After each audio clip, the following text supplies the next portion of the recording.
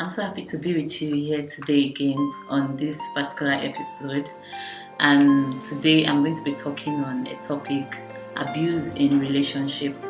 Now, it's today I'm going to base on abuse during dating and courting. And I remember in one of my last videos, I promised to talk on the differences between courting and dating. And so today I would like to talk about that. So now, what is dating? What happens during dating and what happens during courting? Now, in dating is a process whereby two people meet socially for companionship with the aim of assessing each other's suitability as a partner. Now, in dating, you meet two people come together, of course a male and female, that's the usual, a male and female coming together and assessing themselves to check out their compatibility, how compatible are they as friends and all. Now then in courtship, entails when you're dating under the authority of a guardian, like a father, a mentor, religious leader or something. Now it's a very more serious process. It's a very more serious stage than dating. In courtship now, the aim of you courting is because you actually want to get engaged or you want to get married. But people date for so many reasons. People just date to be happy, just to have fun together, spend more time together. And dating can actually last as long as possible because there is actually no aim, no target, except the two people agree to now get engaged or get married or start courting, and then they leave the dating process. Now, so what are the things that you do during dating?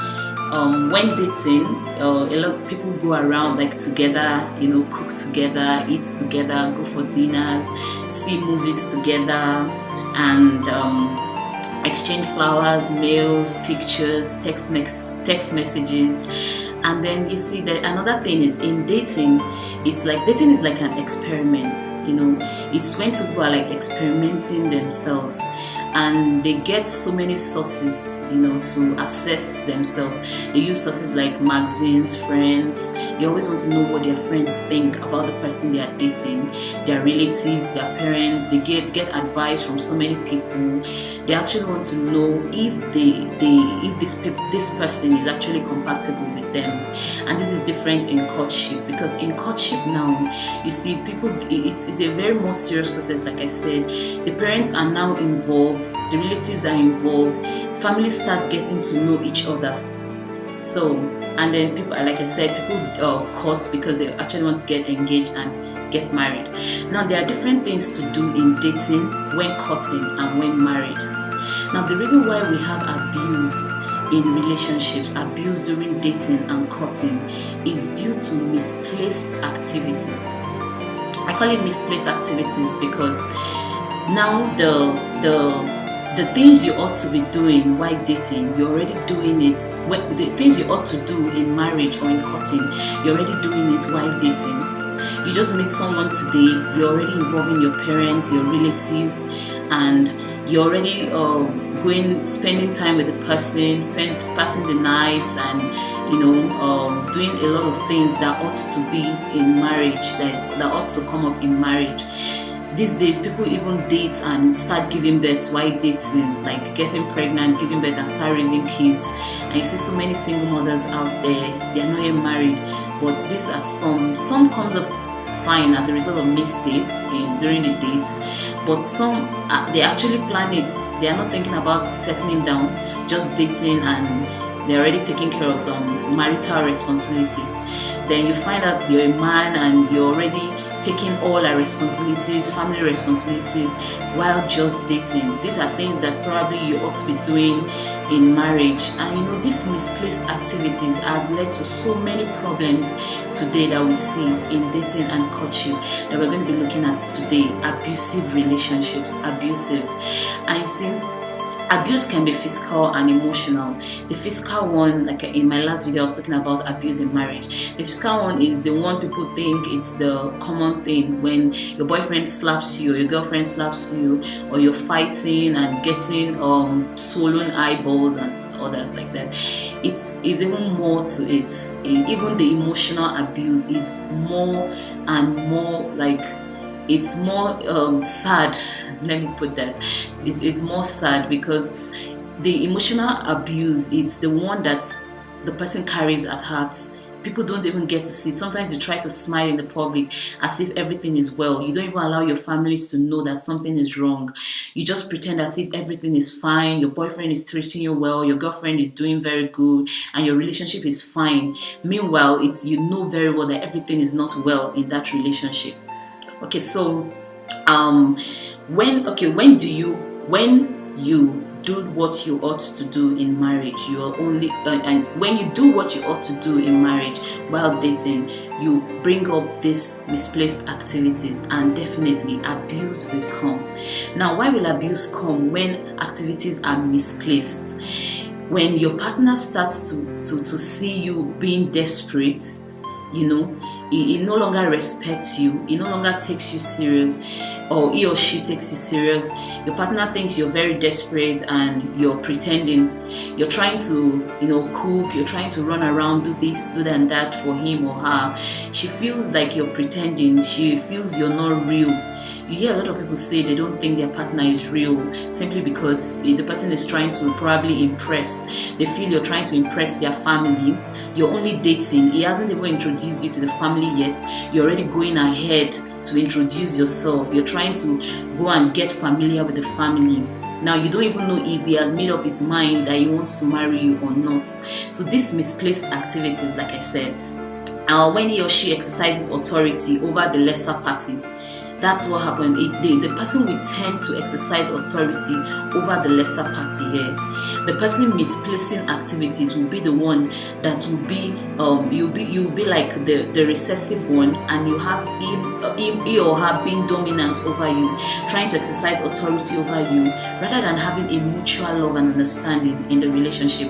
And then you can no longer have your joy because you're getting hurt by things that shouldn't have been if you have acknowledged the fact that you're only dating and not even courting yet or yet married. Now, how do you recognize an abusive relationship? How do you want to know if your relationship is actually being abused? Because the truth is, to solve a particular problem, the first thing is you have to acknowledge that this relationship is actually being abused. And now, what are the things you look out for? You should never live in the fear of someone you love. You love your partner, you ought to be having a mutual relationship here. You shouldn't be in fear whenever you see the person, or you're always afraid to speak where it is because you feel you might say something right or wrong, and you have to always watch what you say or what you do. You don't have to live in fear. My religion makes me to understand that perfect love casts away fear. When there's perfect love, there is no fear. You ought to always be happy when you see your partner. You ought to always be happy to express yourself. Now, also, when your partner belittles you or tries to control you, that's the truth. When he or she tries to control you, make you buy what she wants, and make you do it the way she wants it, or is telling you where to go, what to do.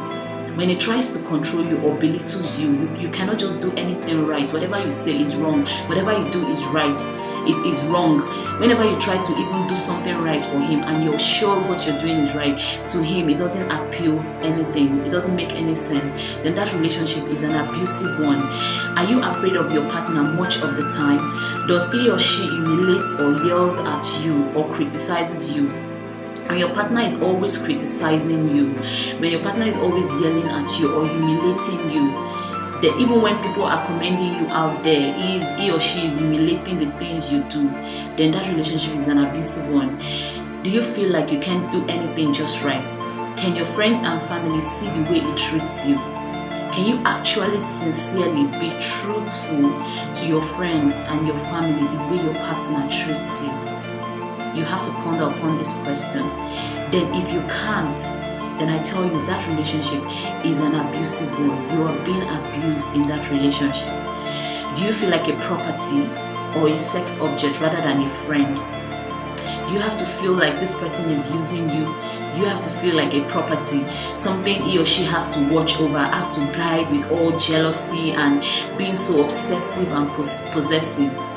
Then if this is happening, then you have to take note, because that relationship is already being abused. Okay, Does he have to force you to have sex with you, or destroy your belongings in anger? In anger, some partners, they just maybe throw the mobile phone of their partners in anger, or break something, throw something at you. These things ought to be looked at, because if your relationship is being abused, you should understand that anything can come out of it, because this is your life we're talking about here. If you throw something at you today and it only hurts you, how about if it was something that will actually cost your life? So there are some things that should not be ignored in a relationship. Rather, they should be addressed, readjusted, and checked. Now, does your partner keep you away from your family and friends? If he has to always keep you away from your family, prevent you from seeing your family, prevent you from being with your friends, try to always break you from the real friends, people that are there for you, people that talk to you, and then he's trying to bring up reasons why you should not be with these friends, and you are trying to see those reasons with him or her, then I'm telling you the truth, your partner is just trying to separate you from the people that should be there for you, people that should offer you some good advice, people that should really stand by you. Then you should understand that this person separating you from your loved ones is trying to bring up an abuse here into the relationship. Now, dating is for you to explore your partner. When you start courting someone, you have to rehearse. It's like rehearsing marriage with the person. Now, you're not yet married. You can still walk away. Marriage is a more stronger thing, because now you have a bond holding the two of you. But when you're courting, you have the opportunity to actually withdraw. You have the opportunity to step back. So you wouldn't want to sit down in that particular relationship that is being abused. If it's just in a dating process, then you have to actually look at it and adjust the things that need to be adjusted. Now, these days, there's this very big problem happening in the society. A man cannot just be committed to a particular lady, and a lady cannot just be committed to a particular man. You see ladies having 3 or 4 options, and the man also having some other options too. They can't stay committed to each other, and she tends to, when you're now abused as a lady, you're being abused by 3 different people, all because you're trying to find what you think is perfect for you among them, and then you're tolerating everything they bring. Don't you think you're already wasting your time and then wasting your words? You wouldn't want to have all this in your relationship, because you have to actually check it. Do not ever misplace activities.